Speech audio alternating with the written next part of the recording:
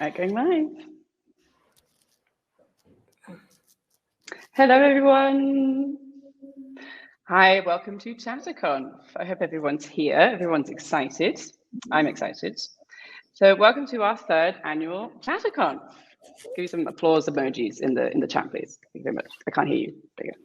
My name's Antonia, and I work in the learning experience team here in Chatterbug. And my wonderful friend here and colleague, Danielle, is also joining us this year. So Danielle, give us a round of applause for Danielle, please. Hello.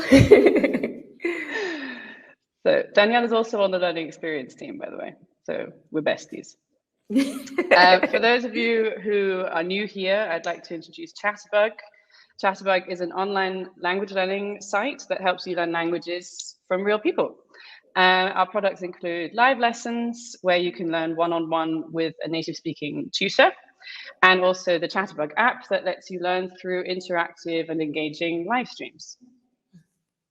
Yes, and this year's theme is all about social language learning in the digital age. It's a very fitting theme, I think. And we have lots of interesting talks lined up for today. We'll be joined by executives from small and large language learning companies, internet polyglots, linguists like myself, and much more. We will also hear from Translators Without Borders or Clear Global, and the organization we are supporting this year. So all ticket proceeds will be donated directly to their Ukrainian crisis relief project. So if you've already purchased your ticket, thank you so much for the donation. So our first talk will be with the one and only, who needs no introduction, Scott Chacon, so our CEO. And he is our Chatterbug CEO and co-founder, and is a software developer, entrepreneur, and aspiring polyglot. Scott co-founded Github in 2008 and helped grow it into one of the world's most important software companies, if you didn't know. So Scott, are you here to join us for the talk? Indeed. Hello, Antonia. Hello, Danielle. Okie dokie. So it's nice to meet everybody. Welcome everyone to the third annual ChatterConf. This is actually the third time in a row that we've done this, since sort of the beginning of COVID times. We decided to put this together. My name is Scott Chacon. As they just said, I'm the CEO and co-founder of Chatterbug. And 3 years is a long time to do this. But every year we get an amazing lineup of speakers from language learning companies and institutions and everything all over the world to talk about my favorite thing, which is language learning. Of course, this year is no different. I'm excited to welcome everyone, and I hope you can all join us all day. For me, actually, I planned this a little bit, unfortunately, where I'm in the United States right now. So it is 2 a.m. So if I stumble over my words or something like that, please forgive me. But I hope you can join us all day. We have a whole bunch of great speakers lined up. And if you can't, remember that we'll post videos of many of the talks on YouTube later. You can share them with people if you found something particularly interesting, or reach out to the speakers that gave those talks. But of course, if you're joining us live, you can ask questions, you can participate in the chat, you can do Q&A. Please let me know if you have any questions as we go. So I'm happy to be opening the conference, and I'm excited about the theme this year, which, if you didn't know, is social language learning in the digital world. So I want to spend a couple of minutes at the beginning here to talk about this topic and why it's so interesting and so exciting to us, and should be to anybody trying to learn languages, I think. So to begin with, what is social language learning? To think about this, I think it's helpful to consider all the ways we can approach the problem of learning a new language. We can learn it as a child from our parents. We can move to a new place at some point. We can go to school and learn it in a classroom.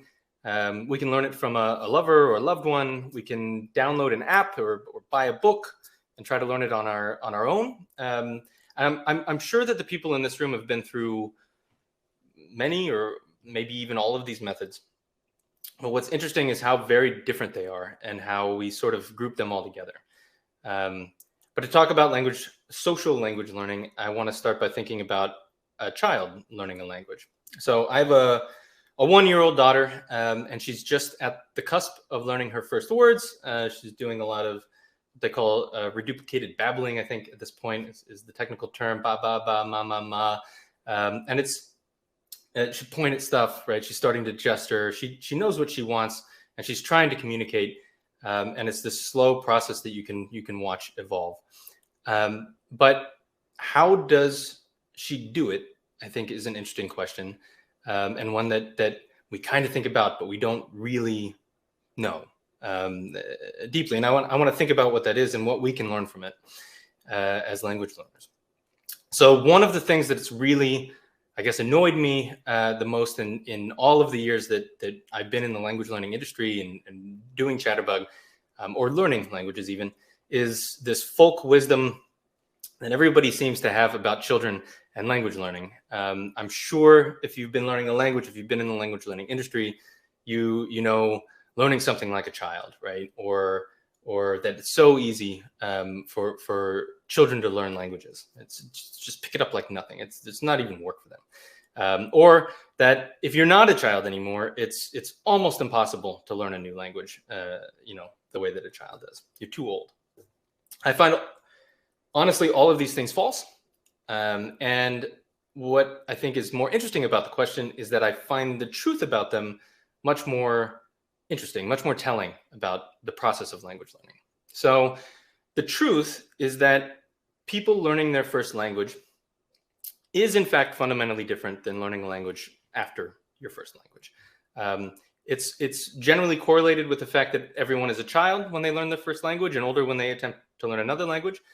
But I guess the question that's interesting is that, is age itself the driving thing about these scenarios, the difference in these scenarios? Is it age, or is it something else? And can we help that? Can we use that to help our language learning process? So many people think of this difference as some age-based critical period. I don't know if you've heard the phrase critical period hypothesis, but I find that very simplistic. And missing what's actually interesting about the differences in these cases, in your first language and your second language. And one fascinating difference is that's always considered is the big difference in outcome between these two cases. So the first language is almost without exception perfectly acquired 100% of the time by everyone. No matter the parents, no matter the culture, no matter the education, income level, home life, genetics, nutrition, basically every human brain learns at least one language and learns it natively, learns it, you know that they're a native speaker. And this is in stark contrast to second language learning, which probably everybody in this audience is doing, where an impressively low percentage of people who attempt in some form to learn a new language can hold a basic conversation, right? Much less pass as a native speaker. So what's the difference? The easy way of explaining this, I think, the easy way out is to simply say it's due to age, right? Because that's the correlation. But I find that simplistic, again, and missing the point. Now, I think the reason why this is such a commonly held belief is because for so long we've thought about learning a language in the same way we've thought about learning other things, like math or science or music. Something you can sit down and study by yourself and acquire. Right? Something focused on the individual and how some discrete set of things, grammar rules, vocabulary, pronunciation, is a package, and you can learn it from a book and you can imprint it on your brain the way that you can learn algebra. But think about how we generally approach learning things, right? If you think about algebra, you could imagine sitting in a room by yourself with a book and learning it. This is something that seems possible, right? And certainly we should, because of this knowledge of how you learn, we should collectively approach learning a language the same way, right? Same tools, same concepts we would learn math with. Why would it be different? That children are so good at language learning with zero educational methodologies in place probably means there's some special magical mechanism that only exists and is active in a child's brain, right? This magical period. But if we look more closely at the circumstances surrounding how children learn first languages versus how adults or anybody else learn second ones, there's other really huge differences that I think make this something we can learn from, right? Because children don't, or I suppose what we can find interesting in it is not at this individualistic level of how we can study or how we can imprint this set of information on our brains. But what's interesting about it is the social environment in which children learn languages is almost always massively different from the way that adults learn. Maybe it makes more sense to think that maybe the reason is actually the social environment and not the age. So let's look at this. Think about it. How do children learn a first language? They learn it physically, right? They learn it with their muscles. They interact with things. They learn it with another person that's there all the time, helping them out, guiding them with things, being patient with them. They don't have an L1 to fall back on, right? Children learning a first language are always negotiating physical situations within a social environment. They're manipulating their environment. They're trying to manipulate the situations they're in, be it with peers, with siblings, with parents, etc. There's this real physical, tangible, social world that this learning happens in. And they also, and this is something that I think most people don't think about enough, they have all the time in the world, right? It takes at least a decade for a kid to sound something like an adult linguistically. You know when you're talking to I've been learning German for a couple of years now. It's very easy for me to talk to a 5-year-old. It's much more difficult to follow a conversation between adults. People think that kids are perfect because they're exactly where they should be. But it takes years. It takes 10, 15 years for a child to actually learn a language. And so let's look at that, right? That environment in which children learn languages and compare that to how adults learn a language, how you are probably all learning languages, right? Most of you are learning with some online tool like Chatterbug, like any of the many speakers that we have today, and their wonderful tooling, or you're sitting in a classroom, the way I learned Spanish, right? Sitting in a classroom with your peers, seeing pictures of things in a book next to a written word that says what that thing is, right? Not holding those things, not hearing those words, not negotiating some social situation surrounding them. And so, the student as an adult learner is often socially isolated, right? Removed from sort of the physical environment this social environments that a child would learn a language in. Most students as adults are socially isolated, limited in where they can practice, what kinds of input they have, what kinds of feedback they receive, if almost any. I like to think of the case of my wife. So my wife is German. She learned English in Germany in a classroom for years as a child. And she'll often talk about how so many years of that style of education didn't get her very far, that she was never very comfortable in English as a teenager. And then as a teenager, she did a year abroad. Right? She was lucky enough. If you ask her about the experience, not always, she wouldn't say I was so lucky to live in Texas, but she moved from Germany to Texas for a year and it shot her forward, right? She came back from Texas back to Germany, very comfortable in English in a very short relative time to the other type of study that she did. And so the interesting question from this is why? A lot of people say the way you learn is immersion, but why? Why is that interesting? And I think comparing that to the way children learn languages gives us some information on how we can really learn language. So why did my wife learn English so well when she was in Texas, right?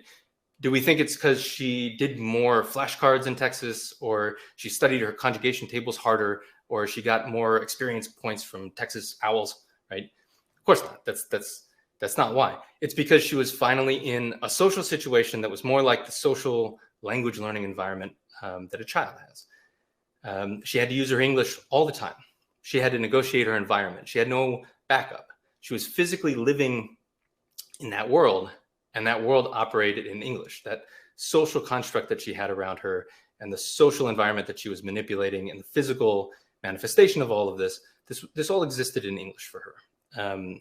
It's not that she learned like a child, right? It's that she also learned socially. And actually, you know, when language learning companies say learn like a child, but actually mean learn with pictures rather than translations, that's frustrating to me, right? Because children don't learn with pictures. They don't learn with an L1. They don't learn with the native language that they can, you know, translate to. That's true, but they don't learn with the way that we learn. You know, they don't just have a flashcard with a picture on one side and then the native language on the other, right? That's not how they learn.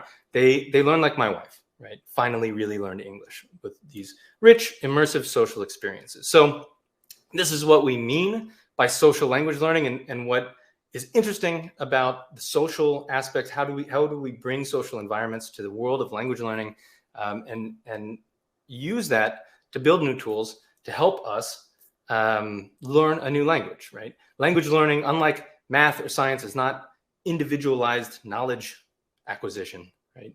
It's not sitting down and reading a book about language. It's a social communicative experience. There's no learning language without this social aspect. We try to remove it and make it easier and try to study it and control it the way that we can other disciplines. But we can't learn it like we learn math. We have to learn it like we learned, well, a language, right? Our first language. So I believe that to get better at teaching languages, our industry needs to move away from methods that are used to teach math or science, thinking that those techniques can cleanly transfer to a fundamentally different applied skill set, but instead figure out how to make social experiences more similar to the kinds of social interactions that drove us, all of us, to learn our first languages. Figure out how to make things real. Figure out how to make things human, how to connect us to other people, how to help us learn together. You know, we don't teach team sports like football by sitting down in a classroom and studying the rule book or the rules of the game, right? Because we found that that's a good way to teach history. We get people out into the field. We have you practice. Okay, so that's great. Now the question is, how do we do that? How can digital technologies help us learn socially? What can we do if we don't have access to that language learning football field, right? We can't get out there and practice for real with the team. Well, the main problem here, and that a lot of the companies that speaking at this conference are trying to solve, is that not everyone can do what my wife did, right? In fact, relatively few people are able to immerse in another language, culture, country to learn a new language. It's expensive. It's difficult.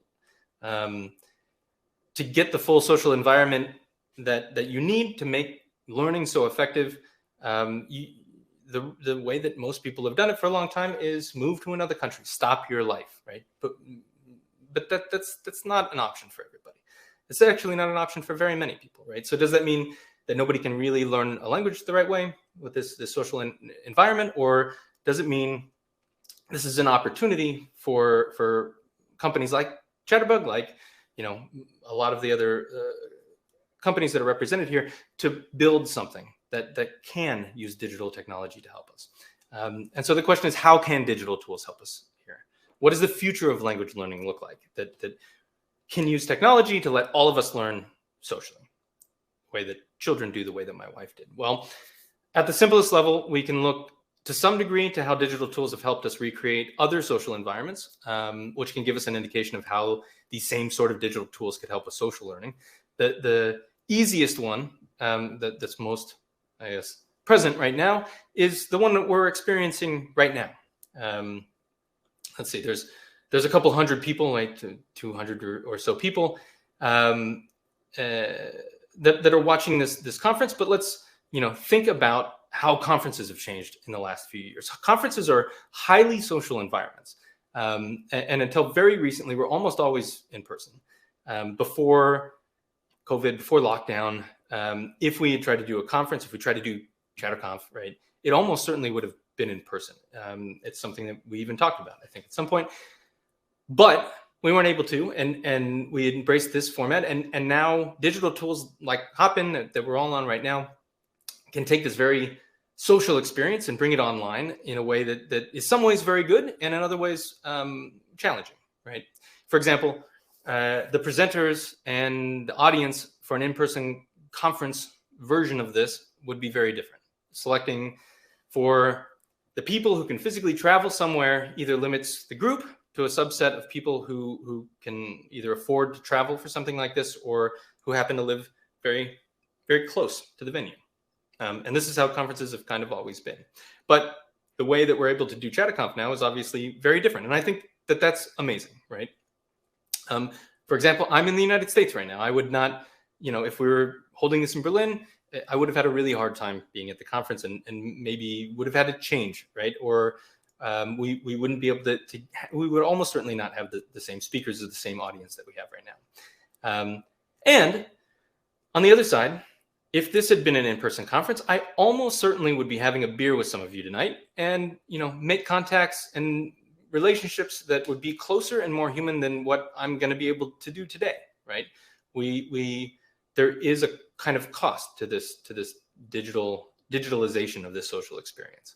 And I think it's interesting to look at what that means and what we can do about that.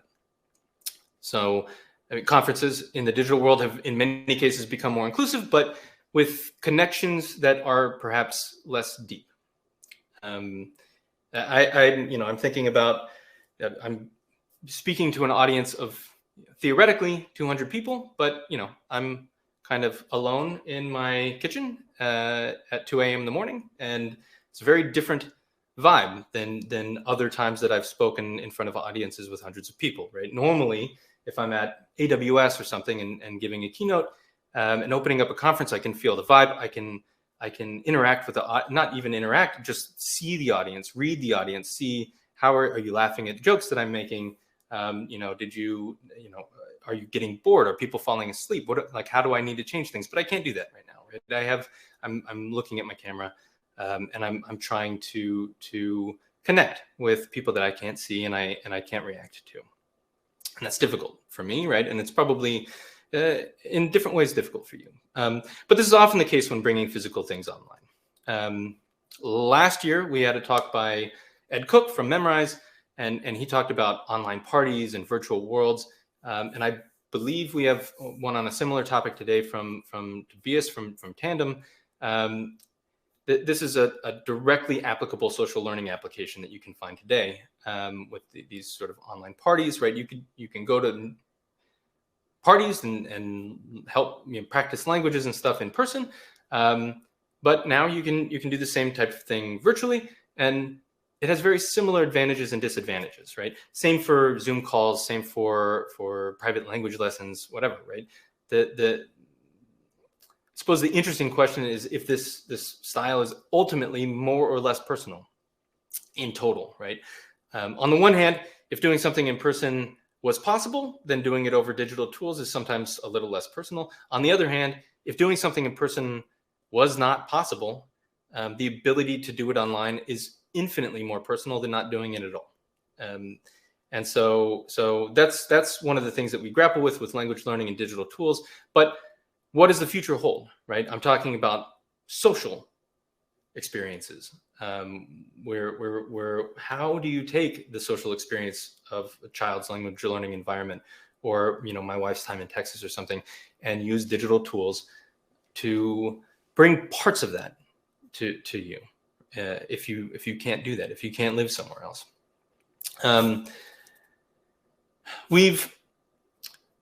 What we've seen in the digital social tools world that we haven't used effectively in the language learning world, what are these tools? What is the next frontier? What is the next digital tool we could have in our social language learning toolkit? Personally, I see the promise of asynchronous social video as a language learning tool as the next interesting thing. You can see this in the things that Chatterbug is doing right now, right? We have streams, you can watch streams. It's asynchronous, but it's personal. There's chat, right? It's social. We're doing shorts now with these sort of 30-second videos and starting experiments to have user-generated content in those as well. So I can upload it to that. You can upload it to that. We can respond to each other, right? I find that the the utility of social media networks in general could be, I think, a really powerful tool. The Facebooks, Instagrams, TikToks of our lives, right? There are issues with all of these platforms, but one interesting, powerful thing is that so many of us, for better or for worse, are able to be connected with family and relatives and friends that we otherwise would not, right? Because we're separated by distance. These tools help make social interactions work in a way that in the past would have been almost impossible. And so if these tools are bringing that social experience, those social connections to us online in a way that we're all used to, how can we use that? How can we use what we've learned from those tools to help us bring language learning social environments into our lives in a way that similarly gives us those social connections and helps us get snippets and distilled experiences of these social interactions in a way that helps us learn a language. Yeah, and I think that's an interesting question, right? What will be the TikTok of language learning, or the social media sort of social network of language learning that can help us, that can recreate this social environment in a way with digital tooling that we've used to recreate other social connections that we depend on in our lives. I guess the question is, what will help bring some part of my wife's social learning experience of Texas to the device that's in your pocket? Is that the future of language learning? Will language learning start moving from memorizing grammar tables to something more like swiping through engaging videos? I don't know, but it's exciting to be part of it. And I'm looking forward to finding out. In the end, and to kind of wrap up, what matters, is what works for you. Remember, this is one of my favorite things, is talking to this audience of people who are trying to learn languages as well. But remember that learning a language is so that you can communicate with people. It should be interesting. It should be human. It should open up your world and connect you to people. It should, at the core of it, be social, because that's the whole point. That's why we learn languages. We have a lot of great companies speaking here today. Get motivated, get inspired, make some progress. Whatever connects with you, whatever gets you to take that next step, that's what Chatterconf is all about. So thank you for coming, and good luck in your language learning journey. And thank you very much.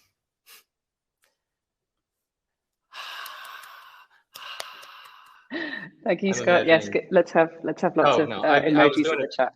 I was just doing it for myself, so I thought. No, I'm doing it with you. I just wasn't on camera yet. But yes, the chat can be filled with emojis, please. Well, thank you, Scott, for your talk. We have a few questions that came in the Q&A tab. So thank you, everyone, for discussing in the chat and joining in. The most popular question so far was, do you know if virtual tandems are effective? So do you have some tips or any personal experiences to vouch for the effectiveness of these online language learning tandems? So it's a great question. I think that's largely due to up to personality, right? I think it can be effective for people who are comfortable connecting with random people, which isn't everybody, or however those connections are made. For myself, I don't really like tandems. I've done them in person, and I've used Tandem, who's speaking here today. I think that it's great. I'm personally not comfortable not having a topic, or I think the Tandem app now you can use features of that to kind of get over that. For Chatterbug, it's actually even the same, where we really focused on having prompts and having things to go through and having topics and knowing what you're talking about and being able to prepare for it, and having it be sort of guided and move forward. Like I've seen a lot of people meet in coffee shops or whatever and just kind of talk about the same thing, right? And they can get good at talking about that same thing, but not move your language learning forward. And so, but in the end, it's all about practice, I think, and people can get very good at it, and you can do it essentially for free. And I think that's an incredible, and it's social, right? I think it is. Tandems are one of the most powerful tools and most affordable ways of learning a language, and I highly encourage you to do it. It's just not what everybody feels comfortable with. And so it's actually, I mean, sorry, not to answer this question for too long of a time, but it's actually an interesting question in general with language learning is the most efficient thing or the most effective thing, what's actually effective if it's so difficult on you that you don't do it for very long because you don't enjoy it, right? Or is the most effective thing something that is maybe less technically effective, but you do it for a much longer time, and so you get more exposure? And we struggle with that, I think, at Chatterbug all the time, of what's this balance between being entertaining and being fun and being effective, right? Because you want people to do this for years, for a lifetime. It takes a long time to learn. And so you need to keep people motivated and engaged for a long time. And that's what's most important, is that you just enjoy the process no matter where you are on it. So if you like Tandems, then do Tandems. I think it's a fantastic tool. Okay, this question I think is quite funny. Some can learn languages quicker than others. Do you think it has something to do with your genes, or is it just luck? I'm wearing some pretty nice Levi's right now. So, no, that's the stupidest joke. I'm sorry. It's 2 a.m. and I'm a dad, so I got to do dad. That's fine. Dad jokes are fine. I don't. You know what? It's a good question. I think it's actually related, right? I used to think that nobody was better at learning a language than other people because of this information of we all learn a language natively, right? Everyone, essentially, unless outside of aphasias or sort of strange problems that people have, like most healthy people, every healthy person learns a language without exception. And it's really fascinating to me. And I used to kind of take that, be like, we're all equally good at language learning, because to some degree we are. I think as an adult, what happens is the people I think that are better at language learning are, maybe the people who can memorize things a little bit more. There are, people that are better. I'm actually horrible at learning vocabulary. It's one of the reasons that I started Chatterbug, right? Is because I felt like I'm so bad at this, and it shouldn't. I'm good at lots of other things, right? I'm a relatively smart person. I feel like I should be able to do this, and I struggled so much with it. And so that's just really just kind of been the goal for a long time, is how do you make this easier? There must be a way, right? And it's just time, and liking to do it, right? I did intense German study for several years, and I made a lot of progress very quickly, I feel. And then now, in the last year, it's been a lot more passive, right? It's just been living in Germany and living with a German family or having my in-laws over and listening to German and stuff. And that's fine too, right? As long as you're still in it and still enjoying it. But yeah, I think it could be both, but it doesn't really matter. I think it's a matter of, does it take you 8 years to get great at it or 10 years to get great at it, right? Like, or can you get to B1 in 1 year or 6 months? Like, I mean, who cares, right? Like I think it's always, people can learn another language. Yeah, and I think we can safely say it's hard work for everyone, like regardless of how lucky you are or if it's in your genes, it's hard work regardless. Just a finishing question here, which I think is really interesting. I started learning my second language too late at 28 years. Side note, it's never too late. It's not too late. No. And there are some, do you have some useful tips on how to reduce my native accent, aka get a better accent in the target language that you're learning? So accent improvement. It's actually a really interesting question, I think, from multiple standpoints. One is, I just talked about how it doesn't matter really if you're a child or not. And I think I've actually read a fair amount of research that is compelling to me that the environment, I mean, it's kind of the point of this talk, right? That the environment is a bigger factor than some magical brain thing.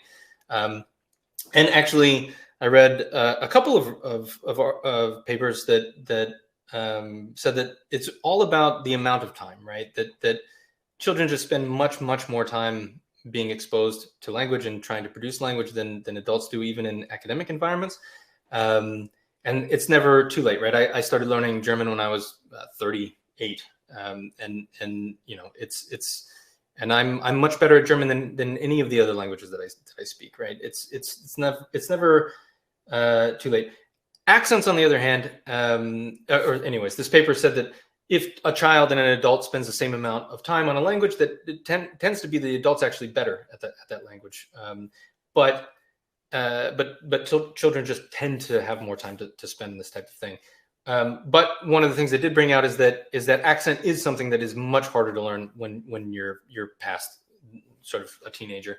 But I think at the same point, it can be worked on, right? And accents are hard anyways. It's you know, when you learn how phonemes are pronounced, or what your set of things that you can pronounce are, it's you stop listening to them, right? It's kind of abstract. And so I think the question is, do you really want a better accent? Because, you know, some people find accents sexy, right? Or cool, or a personality quirk, or something that's fun to listen to. Like my wife always wants to kind of get rid of her accent, or feel like people don't think she has an accent, but I like her accent. I find it a part of her, right? And something that I enjoy.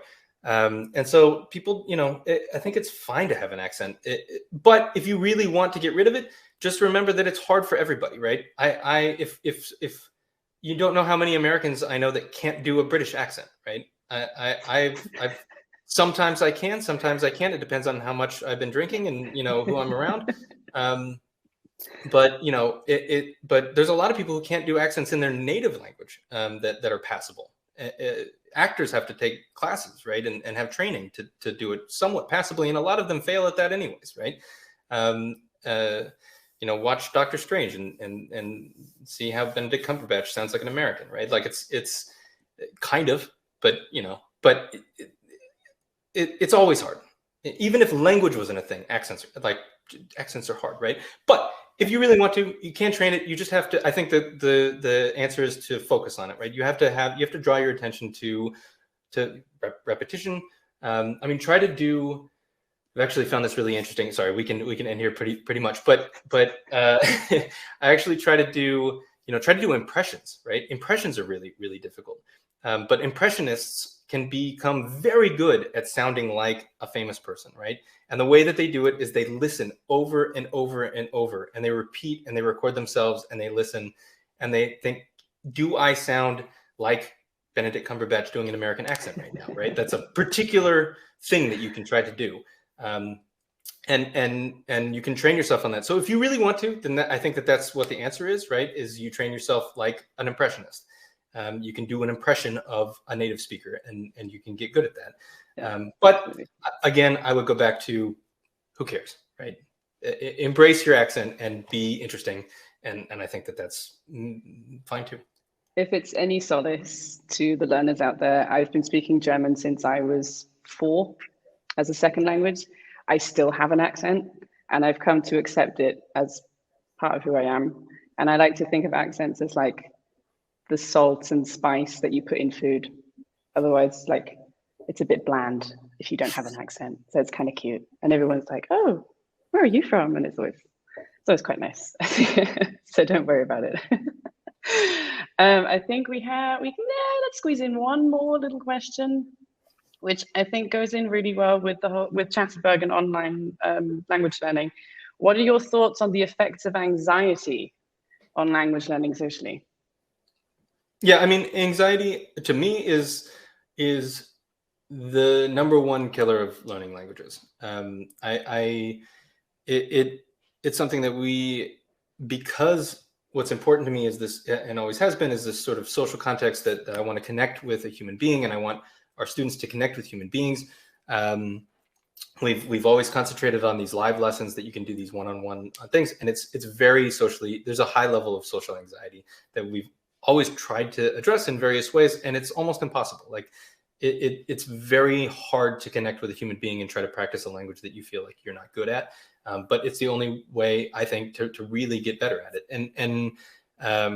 So yeah, but it's not even just learning online. It's also engaging socially, right? It's engaging when my in-laws come over. Do I try to speak German, or do I feel stupid about it and I don't practice? Because if I practice, then I'll get better, and if I don't, then I'm not going to get better, right? And so even in situations that should be totally comfortable, there's an anxiety that kills that, right? And there's it's very hard for a lot of people. I mean, you know, as I was saying before, I've given talks in front of audiences of thousands of people, right? Which is mortifying to a lot of people. I'm fine with it. Like but it's for the same thing. You practice it, right? I've done hundreds of conference talks, and after a while, you don't get nervous anymore. It's not something that causes anxiety. And I think the same is true with language learning, right? The more you practice it, the more you just accept, I'm going to suck for a long time and I'm fine with it. And you know, if you can get that sort of mental place, then you'll practice more, you'll engage more, and you'll get better at what you're trying to do. Yeah. The fear never goes away, but you get used to dealing with the fear. So it's like embrace embarrassment, climbing. Embrace accents, and embrace embarrassment. Those are the best language learning tips you could possibly get. Absolutely. Make a fool of yourself. It's great. Everyone's a fool. Anyway, so I think we won't have enough time for another question, but thank you everyone in the chat for engaging in the discussion and entering your questions. Thank you, Scott, once again. I'd like to see some more claps in the chat, please, more emojis. And we will be right back with our second speaker, Anastasia. So give us a minute and we'll get set up, and then I'll be right back. Thank you, Antonia. Thank you, everybody. Thank you, Bye. Scott. Bye-bye. Thank you.